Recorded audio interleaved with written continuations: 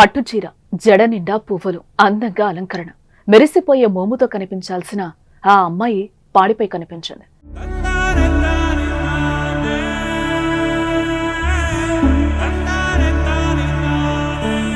జడలో ఉండాల్సిన పూలదండ మెడలో పడింది. సందడిగా ఉండాల్సిన ఆ ఇంటి నిండా కన్నీటి దారులే కనిపించాయి. నవ్వాల్సిన కుటుంబ సభ్యులు ఏడుస్తున్నారు. ఇంతకీ ఏం జరిగింది?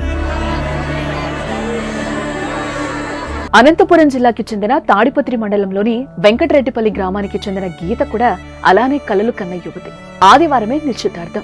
ఇంటి నిండా ఎంతో ఆనందం, హడావిడి, సందడి వాతావరణం.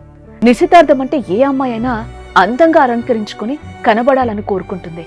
గీత కూడా అదే కోరుకుంది. గోరింటాకు పెట్టుకోవడం కోసం సోదరుడు నారాయణ రెడ్డితో కలిసి బైక్ పై తాడిపత్రి వెళ్ళింది. గోరింటాకు పెట్టుకుని ఇద్దరు గ్రామానికి బయలుదేరారు. కాసేపు ఆగితే ఇంటికొచ్చేసేవారు. కానీ ట్రాక్టర్ రూపంలో మృత్యు దూసుకొచ్చింది.